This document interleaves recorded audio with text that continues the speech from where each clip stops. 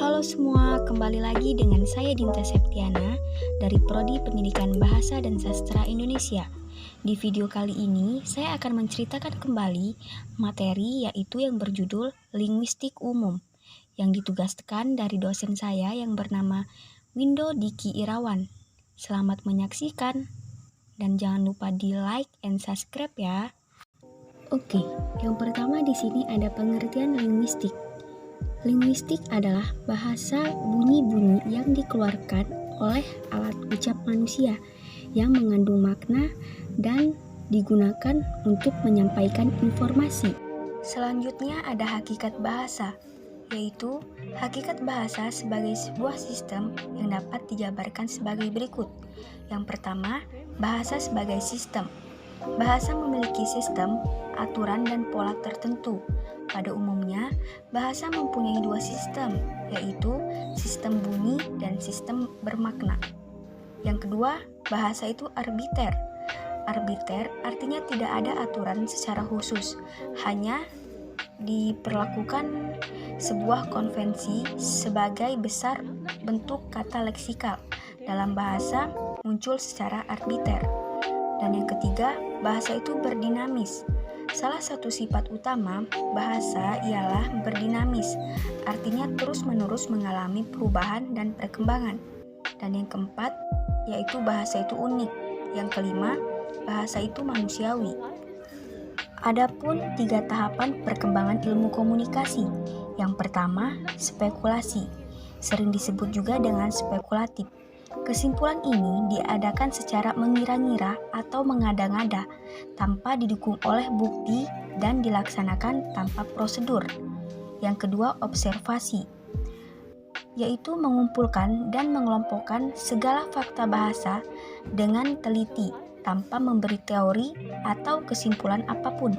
Dan yang ketiga yaitu perumusan teori, yaitu berusaha memahami masalah-masalah dasar dan mengajukan pertanyaan-pertanyaan berdasarkan data empiris yang dikumpulkan. Selanjutnya ke materi subdisiplin linguistik. Berdasarkan objek kajiannya dibagi menjadi 2, yaitu linguistik umum dan linguistik khusus. Linguistik umum adalah linguistik yang berusaha mengkaji kaidah-kaidah bahasa secara umum. Sedangkan linguistik khusus yaitu yang mengkaji kaidah-kaidah bahasa yang berlaku pada bahasa tertentu. Contohnya bahasa Jawa, bahasa Inggris, dan bahasa Jerman. Berdasarkan objek kajiannya lagi, linguistik dibagi menjadi 2, yaitu linguistik sinkron dan linguistik mikro. Linguistik sinkron adalah disebut sebagai deskriptif di satu masa dan satu bahasa.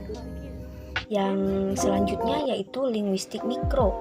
Linguistik mikro, hal yang ada dalam bahasa atau bahasa itu sendiri.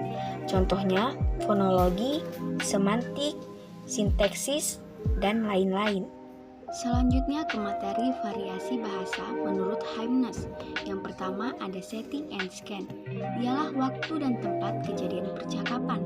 Yang kedua partisipan, yaitu orang yang terlibat dalam percakapan atau sering disebut juga dengan audiens. Yang ketiga yaitu ends, yaitu maksud dan hasil percakapan atau tujuannya. Yang keempat yaitu art sequence, yaitu bentuk dari hasil percakapan. Yang kelima, instrumentalitas, yaitu jalur percakapan lisan atau tulisan. Yang terakhir ialah genre. Genre adalah kategori yang digunakan. Kontak bahasa.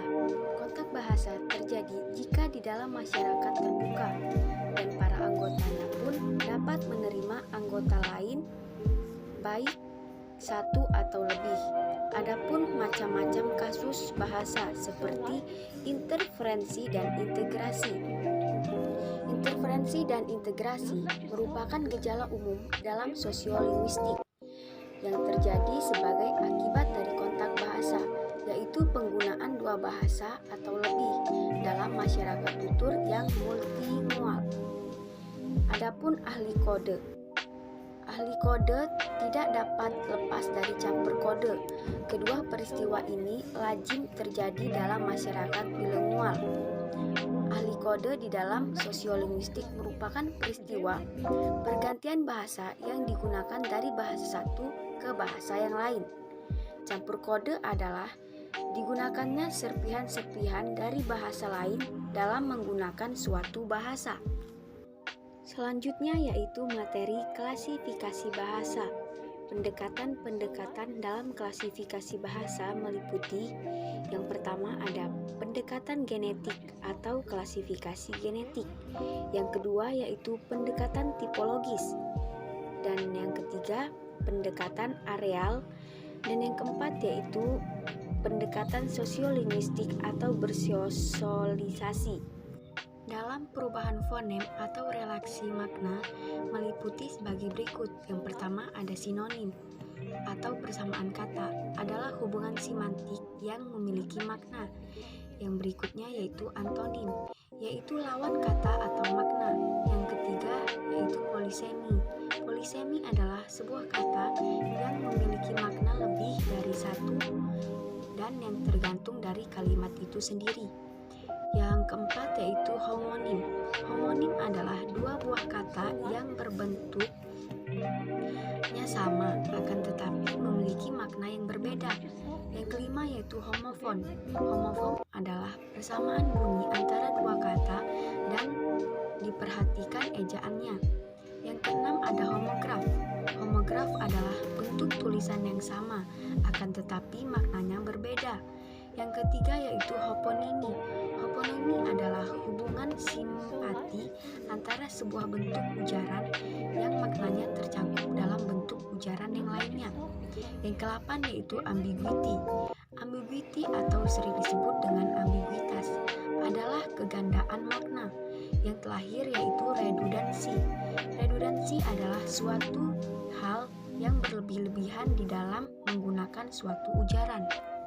Selanjutnya ada materi semantik. Semantik adalah ilmu yang objek kajiannya bermakna dari sebuah ujaran atau kalimat yang berkaitan dengan tanda-tanda. Berikut beberapa cabang makna semantik yang penting kita ketahui. Antara lain, yang pertama yaitu semantik leksikal. Semantik leksikal adalah makna yang berdasarkan kosakata. Berikutnya yaitu semantik histori. Semantik histori adalah kajian semantik yang tentang sejarah dan perubahan makna. Dan yang ketiga yaitu semantik gramatikal. Semantik gramatikal adalah makna kata yang ditimbulkan setelah dihubungkan dengan kalimat. Fungsi kalimat sebagai satuan kebahasaan memunculkan makna gramatikal pada sebuah kata. Yang keempat yaitu makna denotasi. Makna denotasi adalah kata atau kelompok kata yang didasarkan atas penunjukan yang lugas. Dan yang terakhir yaitu makna konotasi. Makna konotasi adalah kata yang mempunyai makna lain di baliknya atau sesuatu makna yang berkaitan dengan sebuah kata.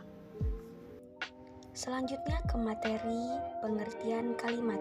Kalimat adalah satuan bahasa yang berupa kata atau rangkaian kata. Kalimat juga satuan bahasa terkecil yang mengungkapkan pikiran yang utuh, baik dengan cara lisan maupun tulisan. Adapun jenis-jenis kalimat yang kita ketahui, yang pertama yaitu kalimat inti.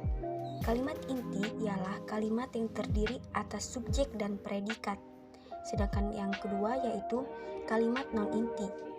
Adalah kalimat yang berbentuk mengubah para kalimat inti melalui proses seperti penafsiran perintah. Dan yang ketiga yaitu kalimat verbal. Kalimat verbal adalah kalimat yang mempunyai kata kerja atau verb. Dan yang keempat yaitu kalimat non-verbal. Adalah kalimat yang predikatnya bukan finite verb. Yang kelima yaitu kalimat mirror. Kalimat mirror adalah kalimat yang mengandung satu unsur pusat. Yang terakhir yaitu kalimat majemuk, merupakan kalimat yang memiliki dua pola atau lebih sebagai hasil perluasan atau penggabungan kalimat tunggal.